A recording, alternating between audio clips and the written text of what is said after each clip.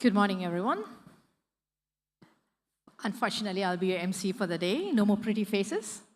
Okay, so to start off the day, we will have a keynote speaker from Bangladesh.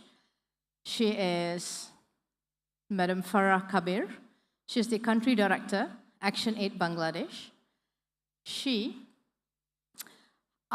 is a renowned activist and development leader, best known for her long-standing role as country director of Action Aid Bangladesh, a major international NGO focused on social justice, gender equality, human rights, and poverty eradication. She has led Action Aid Bangladesh since June 2007, guiding its programs on women's empowerment, disaster resilience, education, and civic engagement. Before joining Action Aid, Farah worked extensively in governance, gender equality, and participatory democracy, including senior roles with the British Council in Bangladesh and the United Kingdom. She has also been active globally, serving as chair of the Global Network for Disaster Reduction, GNDR, Global Board, and participating on several international boards and committees on gender, climate justice, and civil society development. Farah Kabir has been widely recognized for her contributions to women's rights and social development, including receiving the Nawab Ali Chowdhury National Award in 2012 for her work in women's empowerment. Under her leadership, Action Aid Bangladesh has strengthened its advocacy on issues such as gender-based violence, digital security, children's rights, and humanitarian responses, including support for marginalized communities. Let's give a big hand for Farah Kabir. And her keynote will be on gender balance in the office workforce in Bangladesh.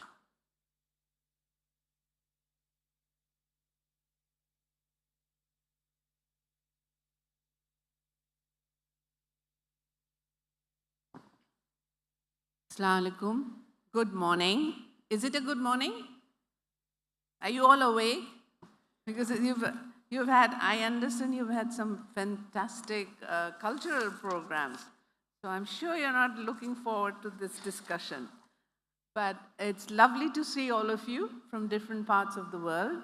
And thank you for giving me this opportunity to share a few of my thoughts.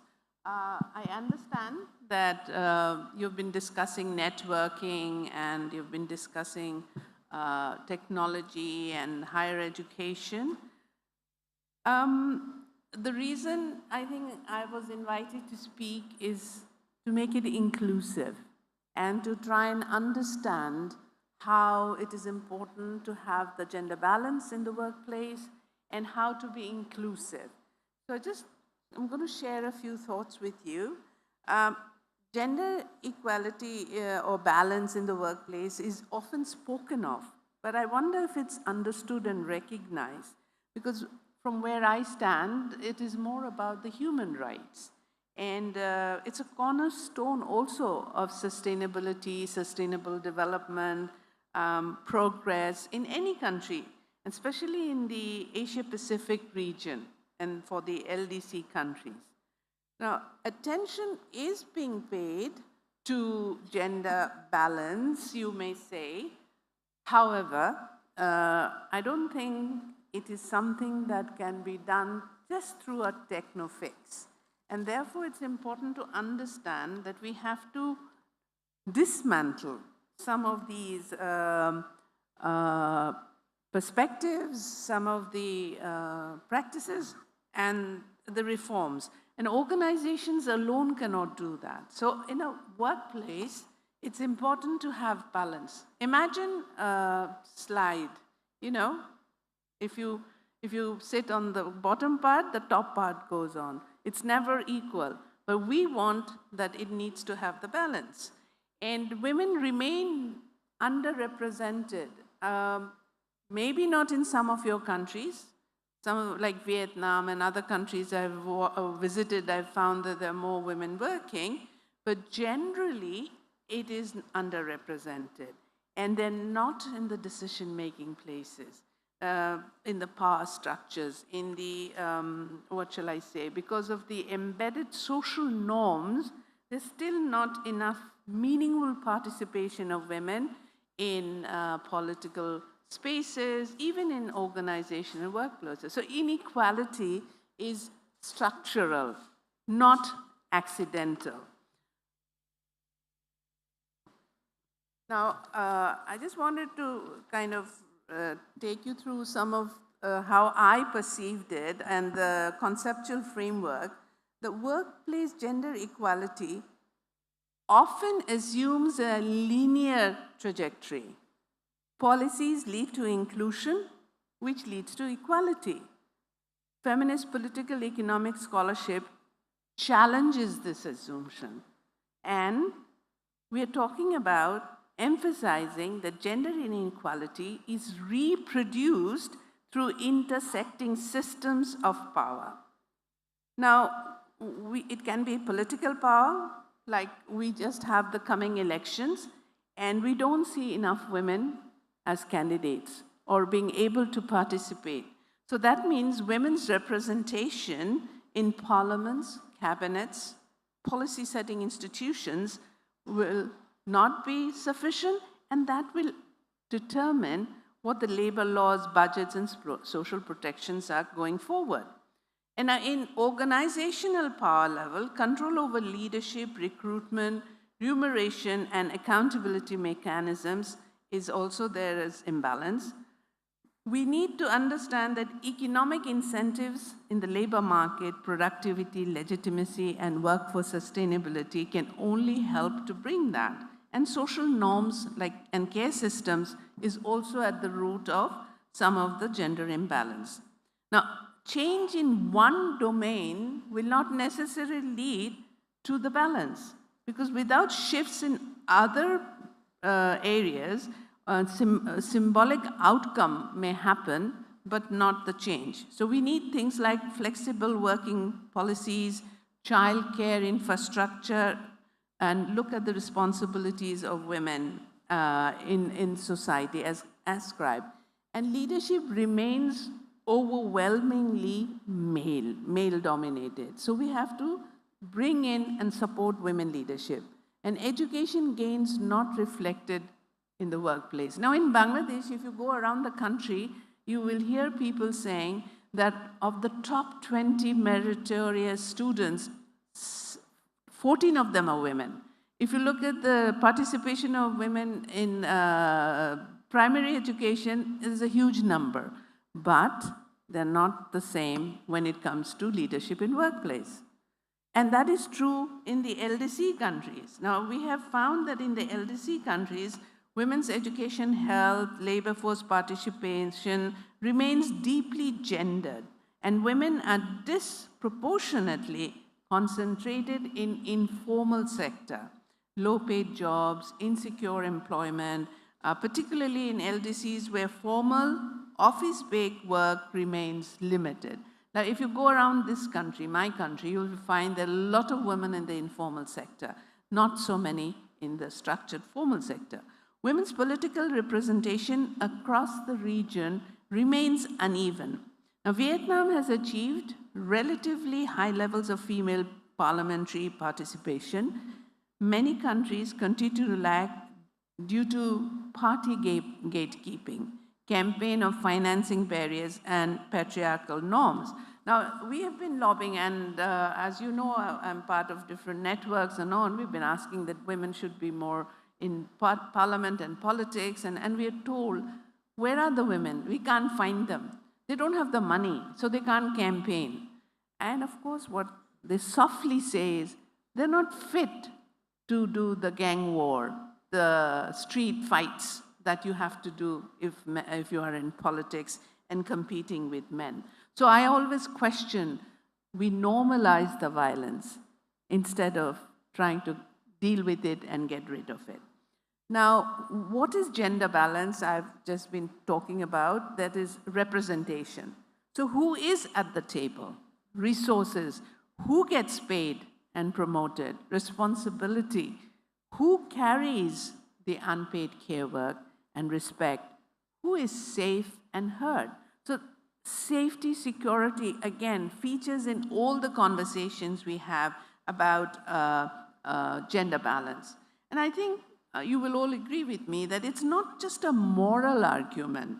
Organizations that transform, fail to transform, will eventually see talent loss, declining legitimacy, and weak resilience. So we know that, I've talked to you about Vietnam. In Rwanda, over 60% female parliamentarians representation has been ensured, and that has advanced legislation to stop gender-based violence and social protection in Rwanda. And everybody knows about the Nordic example, where they talk about how the Nordic countries are very feminist and gender sensitive. And these were the examples I was sharing, the structural barriers. Unequal, unpaid care work. It took us a long time to get care work recognized. I'm very pleased to tell you, after 10 years of relentless advocacy in Bangladesh now, care work is being recognized. Now, it's recognition, it's not redistribution, there's no reinvestment, but at least we've crossed the first step. The gender bias in recruitment and promotion. When I went to university and I completed and I applied for a scholarship, the board that interviewed me said, "You're married, you're going to have a baby. Why do you want to take the scholarship? Let a man come and take the scholarship. He will be responsible for his family." Imagine, that's what I was told. I was not questioned about what my qualifications were or whether I deserve the scholarship. So that's the kind of mindset that I'm talking about that needs to be changed. So in recruitment, promotion, these remain. Often, women with all the talents and experience are not able to go out and work because they face insecurity and violence in public spaces. They do in domestic spaces, but in public spaces. So transportation and public spaces has also been a big issue. And in Bangladesh, we've been campaigning for safe cities, for safe spaces, and then the long hour working culture. Now, I'm sure you will all know men love to network.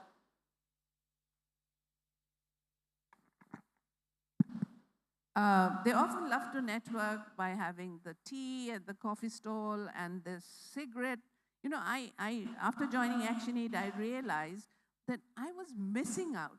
And then what happened was, a lot of my male colleagues would be going out in the breaks and they would spend longer time there. And most of the decisions were taking when they were drinking the tea and the cigarette.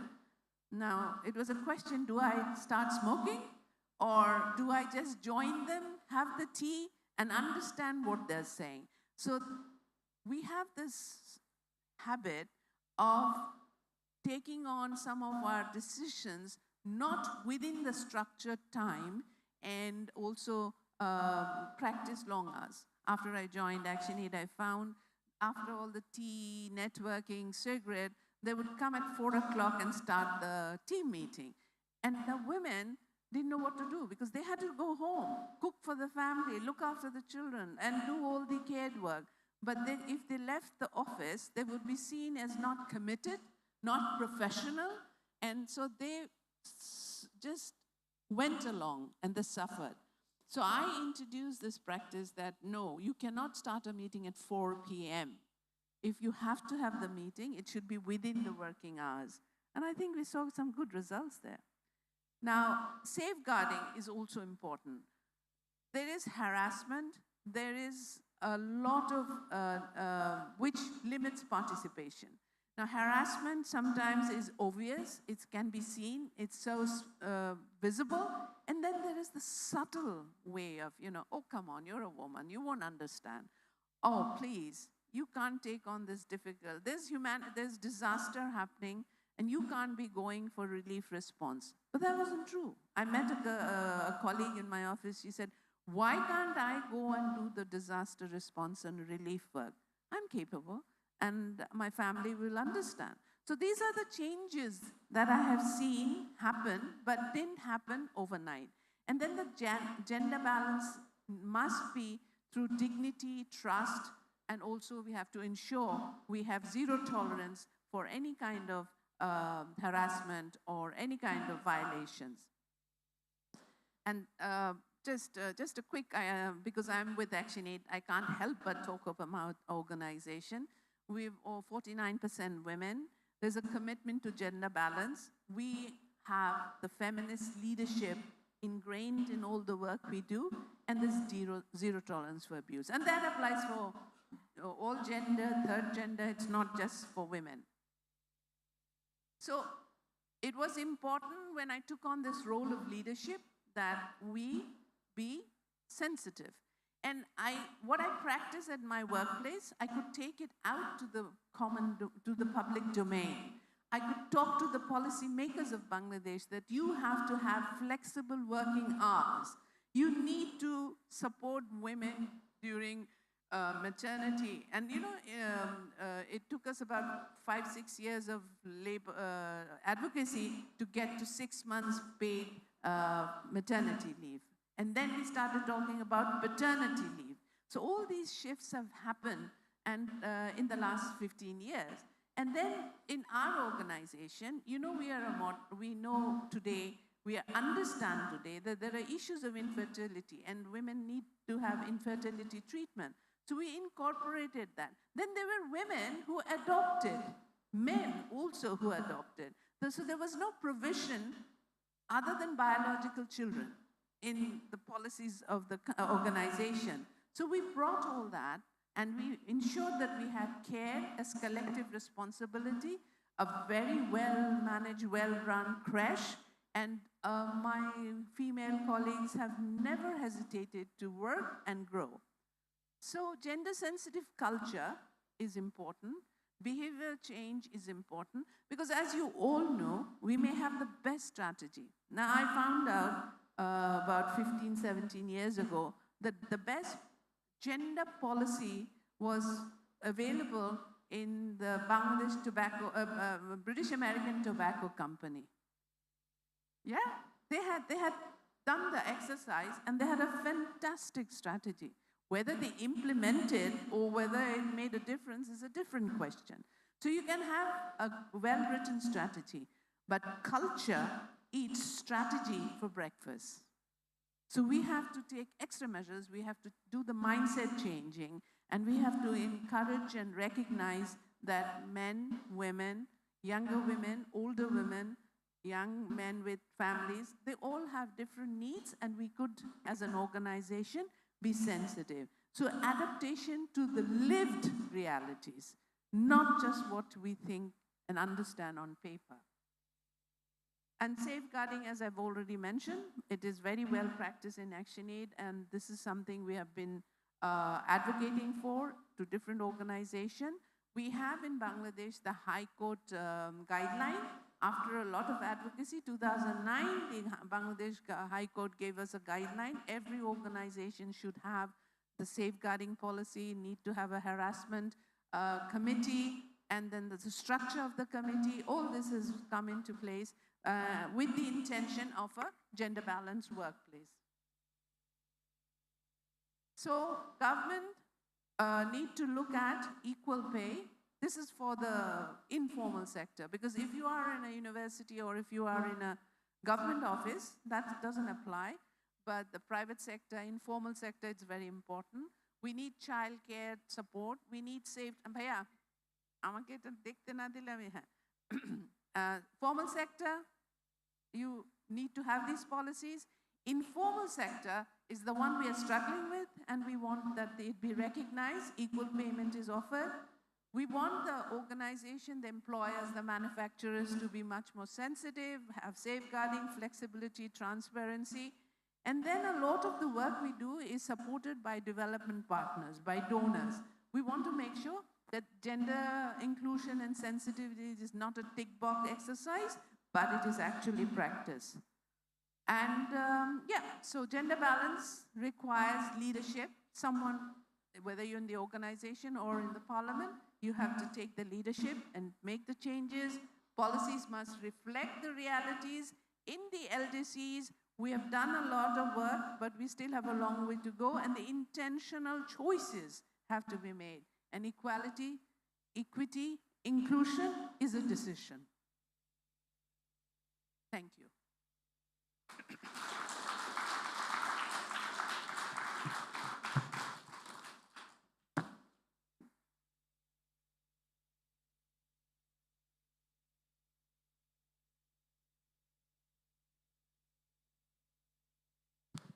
Thank you, Madam Farah. Okay, next on, we have Husni.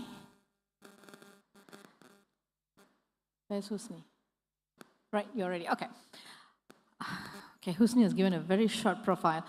Husni has been with School on Internet Asia community for 29 years. He works with all partners in various activities in his roles throughout the years.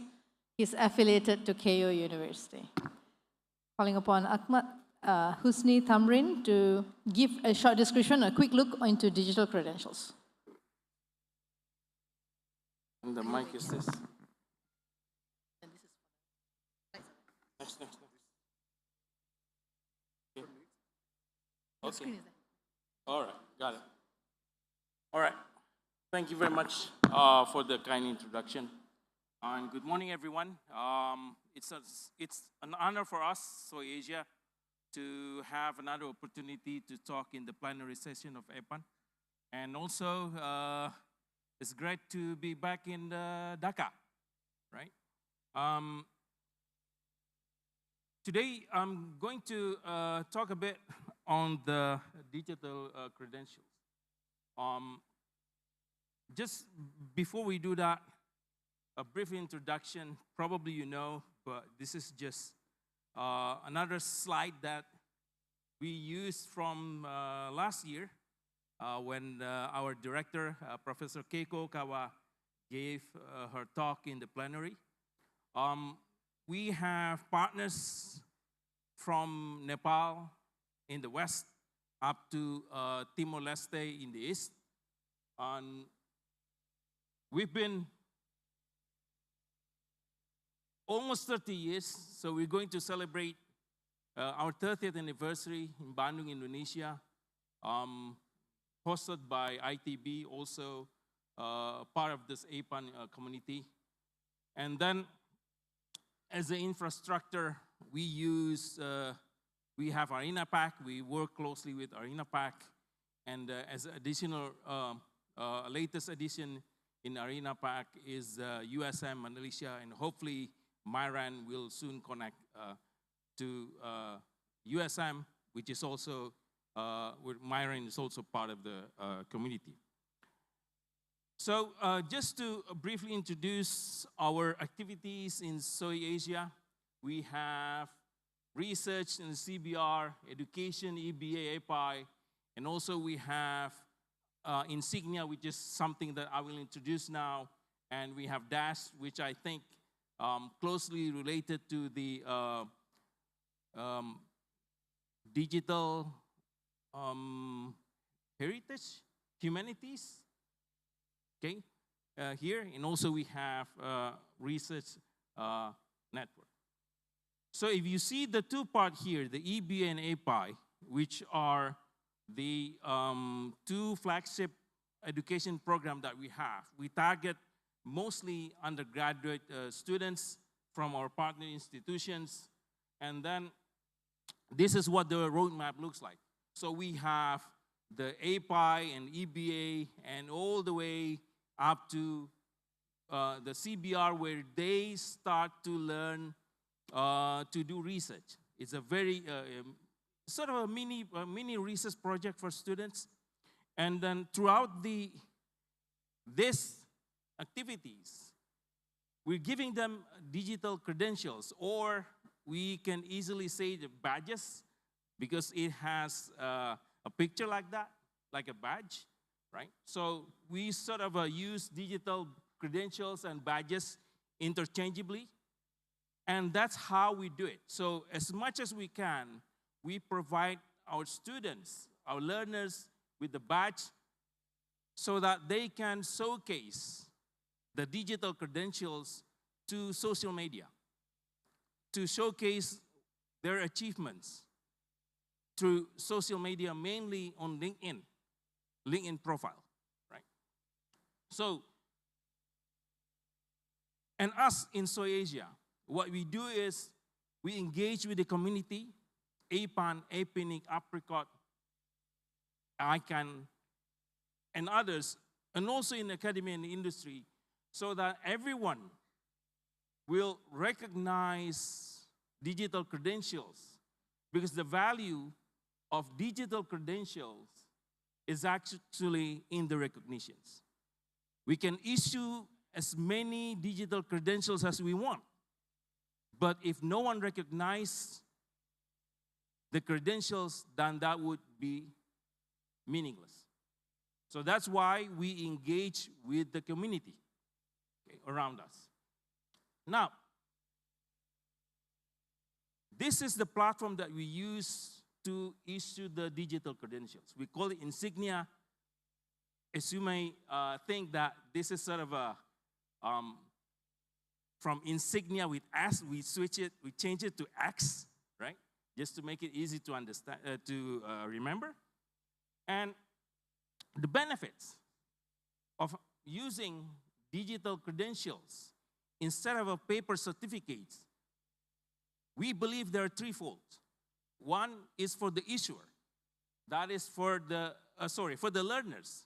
For the learners, it's easy for them to present credentials to others, okay? Because this is digital. And it's easy to showcase to social media, right? And it's not just that it's easy. It is also easy to verify, okay? That is the, to the others, okay? Imagine if you want to have someone in your program and you received a scanned PDF or a picture of a certificate. How do you verify the authenticity? That is not easy. But with the digital credentials, it's easy to do that.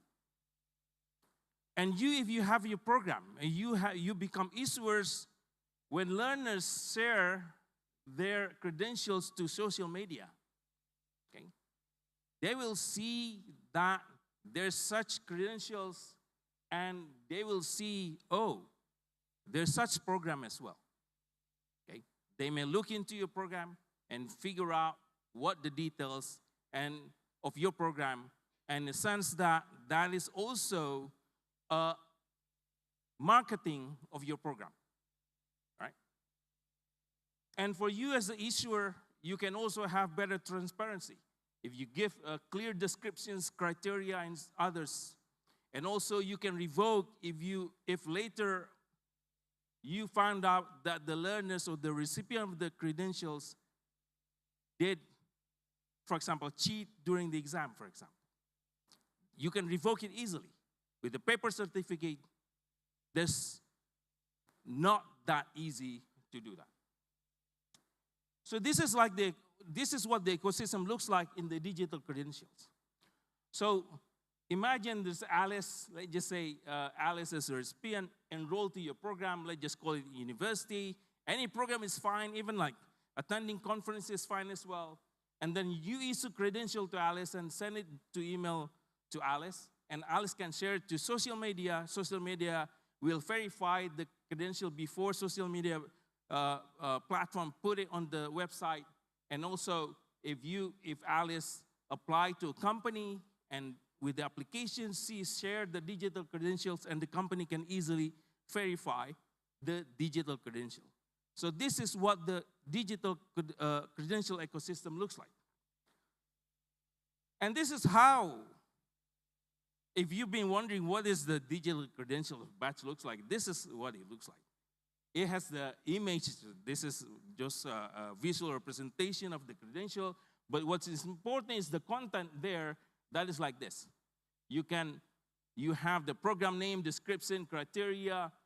You have the issuer date, the recipient, and also you can put the evidence produced by the recipient. Okay. For example, if they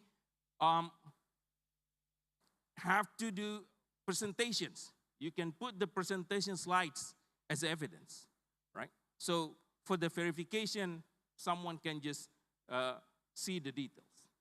Okay? So, and as the evidence is produced by the recipient, that can be unique per recipient. So that is how you create your digital or issue your digital credentials.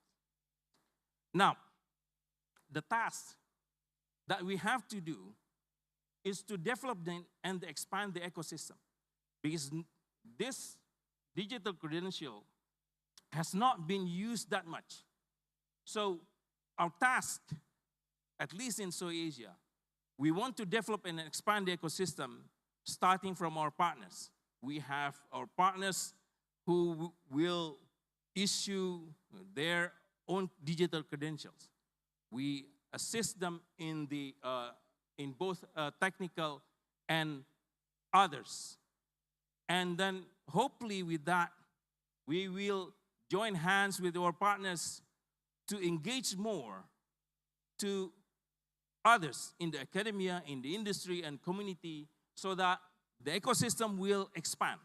So that is what we want to do.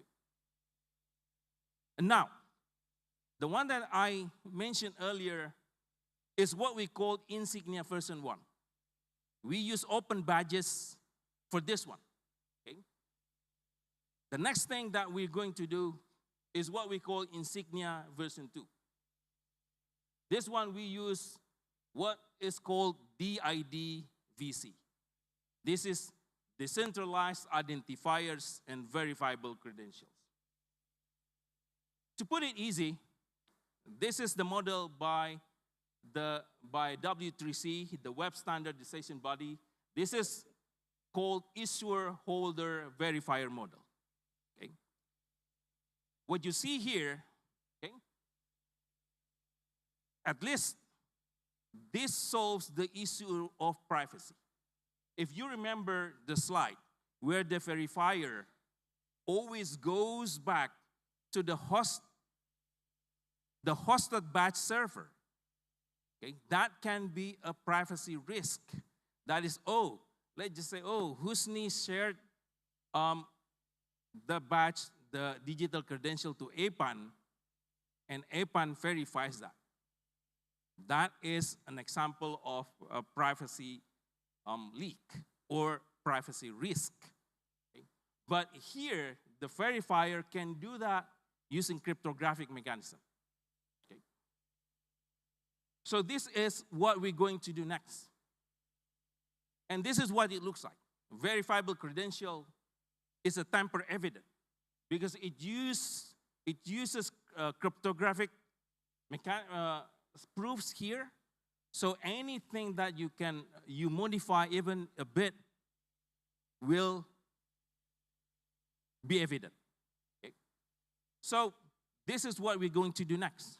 We use this, and in order for us to do this, we want, not in order for us to do this, we want to achieve this kind of a situation. That is, let's think about, since many of us from the university, let's think about this use case.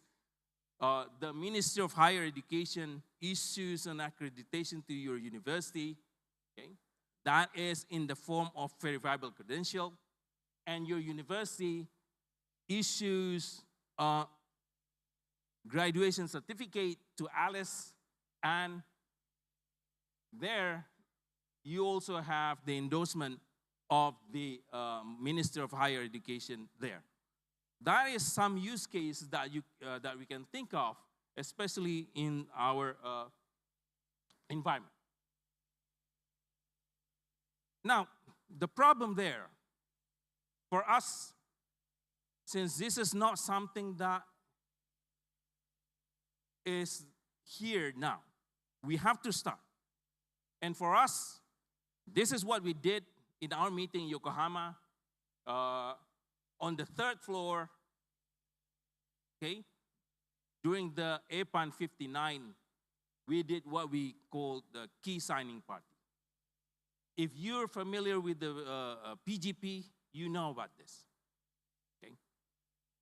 Why we do this and why we did this is because we've known each other almost 30 years. Okay? Now, the trust here, we have a trust means that we know who you are.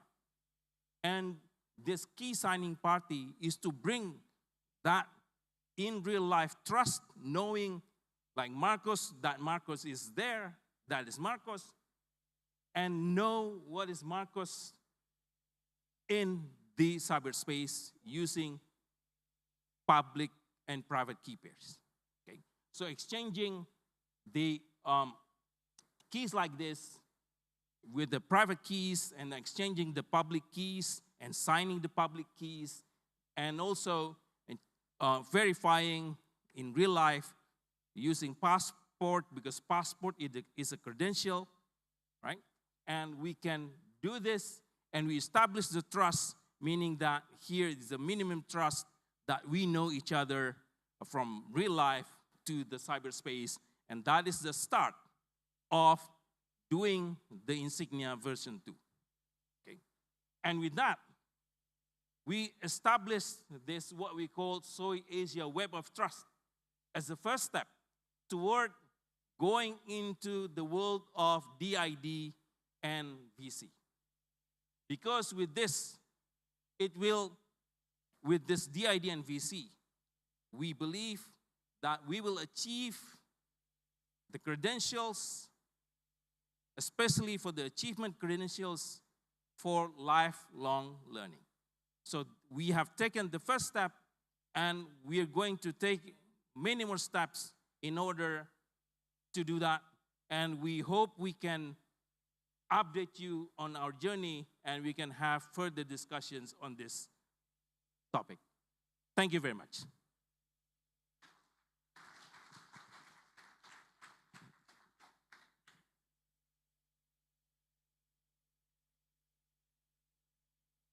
Right.